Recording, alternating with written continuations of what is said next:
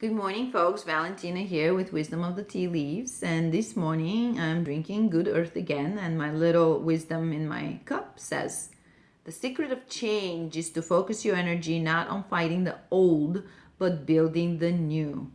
And that's Socrates. So, yes, we all know change is the only constant, and we're all not too happy about it all the time. So usually when we are the agents for change, when we recognize that what we have is not exactly what we want, we're not exactly where we want to be, or we're not engaged in the kinds of things that we exactly want to be engaged in. And so, in other words, we're discontent with our present state, then we're motivated to make something else happen. Hopefully, not everybody is. So when we're the agents for change, we roll with it, we want it, we're willing to put up with the discomfort, and we're willing to work a little harder to get to where we want to go. But sometimes we don't. We're too comfortable where we are, and change scares us. The future, the unknown, is scary to some people. Or they have it just good enough, where good enough makes it so you're not motivated enough to actually make it awesome. So good enough is kind of a scary place. It's where people go to die, basically, inside.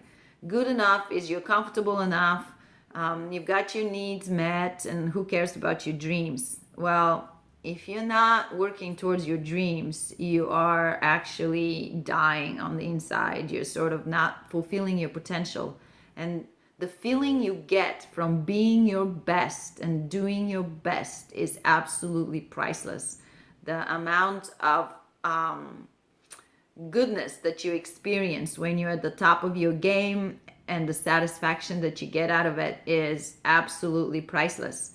So, good enough will never get you those feelings. They will not ever. So one place, since we've been talking about relationships all this time, the last month sort of been the theme.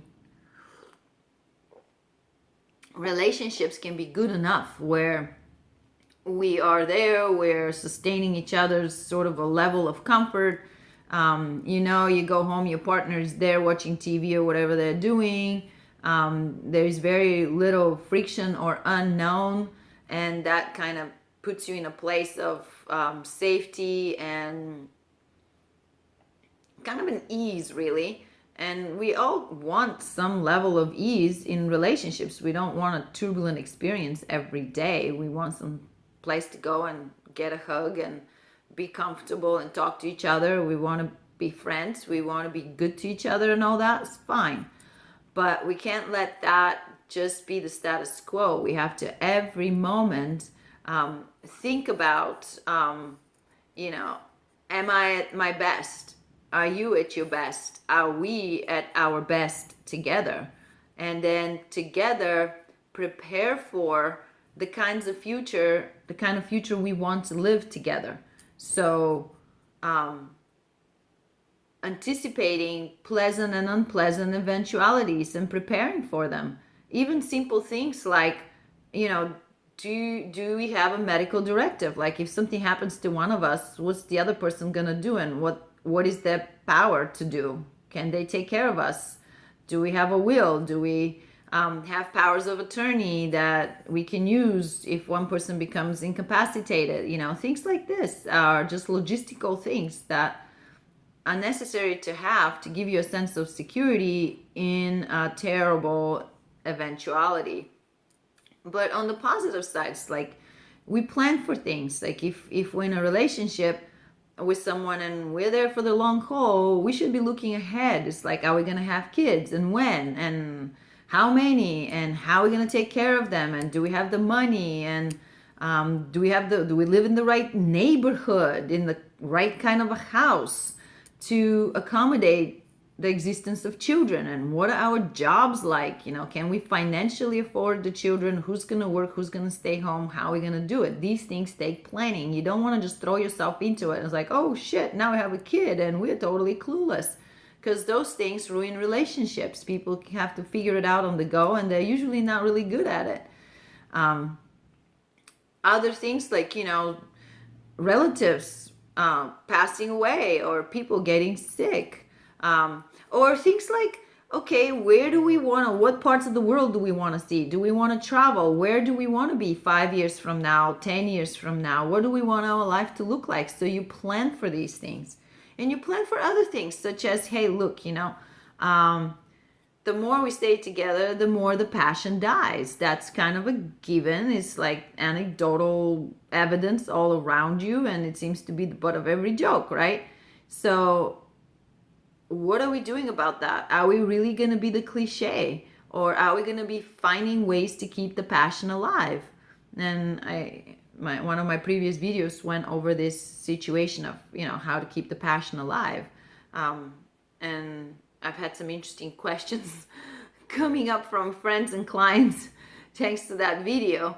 Kind of opened the door for a conversation, which I'm happy to, because I think every couple needs to have that conversation. It's like, hey, how are we addressing our intimate life, and how are we going to sustain the level of engagement and the fun and the passion, the lust in our relationship? And what happens if we meet someone else? It's like, do you have a plan for how you're going to address situations when one of you inevitably bumps into another person that is somehow amazing, and all of a sudden they're infatuated, they get this new energy about them, and then you're looking from the side going, but what about me? Like, I used to be that person. Like, how are you going to address these situations when it happens? So you sort of think about these things ahead of time. We're humans, we're given the gift of foresight, so let's use it and kind of think about the things that usually happen to couples and usually happen to people, and see how we're going to address them when it happens to us. At least have these conversations, so we're not totally incapacitated when something ridiculous happens, and then we have a relationship extinguishment event that doesn't have to happen. We could have solved it, we could have anticipated it, we could have figured it out as we went along, but now we're like done so much damage to each other, we can't go back. So anyhow, change is one of those things where we love it and we hate it, depending on which side of it we are on. Like, if we're on the side of building a life that we want to live and getting into things we want to get into, we don't mind changing. But if it's imposed on us by circumstances or other people, we're definitely not having any of it, especially if it leads to some consequences that we don't like. But those are usually the places where we grow the most. So in a way, my philosophy of life has always been make change happen, like actually provoke change. And I've been through phases in my life where I would look around me and I say, yep, it's pretty good, but it's just good enough. It's just good enough, and I'm not willing to settle for good enough. I want more. And so I would then throw a monkey wrench in my life, find myself God knows where. So I'm not saying I'm the best example, but I have been known to instigate transformation, instigate change. And I feel like every time and after every one of those experiences, I've emerged on the other side like a wiser, more equipped person to deal with things in life. And so anyhow, nothing to fear about change, and definitely nothing to live for in the past. To go back and just keep reminiscing about things. Oh, this was wonderful. First of all, you have to remember that memory is very unreliable. When we think about the past and we think about people and events and circumstances, we don't remember them correctly. We either remember them worse than they were or better than they were, but we don't remember them the way they were. And so there's plenty of studies done on how, what actually happened and how people remember it. And it's very inaccurate. And most people remember things better than they were. They tend to forget the bad stuff. So when you reminisce in the past, you can make some mistakes about, some mistaken conclusions. Like you can say, oh, I shouldn't have done this because maybe yes, maybe no. Like just give yourself the benefit of the doubt and say, hey, you know what, maybe I'm not remembering it correctly. Or maybe I'm focusing on the positive things and that's why losing something hurts. But if I focus on all the things that I didn't like about it, all of a sudden I feel justified.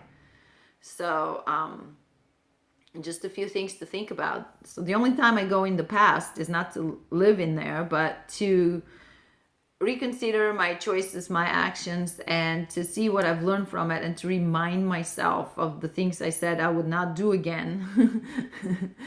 And the things I said, okay, that was wonderful, and that's something that I want to have in my life.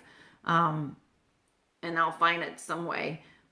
But I don't go there to live there. And if you go there to live there, then your present is very unsatisfactory. The nostalgic feelings, the regrets will bog you down. It's not a resourceful state to be in.